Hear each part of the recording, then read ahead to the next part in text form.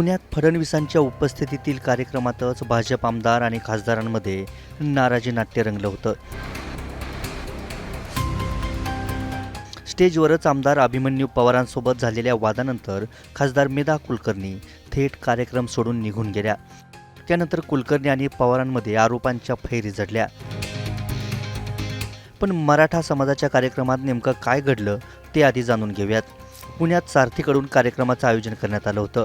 मुख्यमंत्री फडणवीसांच्या हस्ते UPSC MPSCतील यशस्वी विद्यार्थी आणि पालकांचा सन्मान सोहळा आयोजित करण्यात आला होता.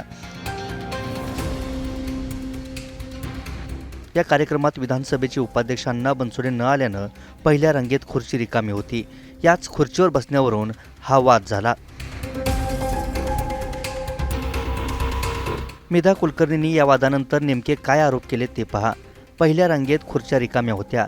अभिमन्यू पवार त्या खुर्चीवर बसण्यासाठी धावाधाव करत होते. अधिकारी मला म्हणाले प्रोटोकॉलनुसार मला बसावं लागणार. मी म्हणाले नरेंद्र पाटील ही तिथं बसू शकतात. मात्र अभिमन्यू पवार म्हणाले मराठा समाजाच्या कार्यक्रमात पुढे तुम्ही बसाल तर वाद होईल. मला वाटतं शासकीय प्रोटोकॉलनुसार बसायची व्यवस्था केलेली असते, जात बघून नव्हे. हा प्रकार चुकीचा वाटल्यानं मी कार्यक्रमातून निघून आले. कोण कोणाला भेटायचं हे पवार ठरवणार का? तुम्ही अजूनही स्वतःला OSD समजता का? असे अनेक सवाल करत खासदार कुलकर्णींनी पवारांवर टीका केली. त्यानंतर आमदार पवारांनीही हे सगळे आरोप फेटाळून लावलेत. पवार स्पष्टीकरण देताना काय म्हणाले ते बघा. मेधा कुलकर्णी सपशेल खोटं बोलतायत. मी फक्त एवढंच म्हणालो, पुढच्या रांगेत महामंडळाचे अध्यक्ष नरेंद्र पाटलांना बसू द्या. आपण सगळे आमदार खासदार मागे बसू. इथं कोणताही जातीचा विषय नाही.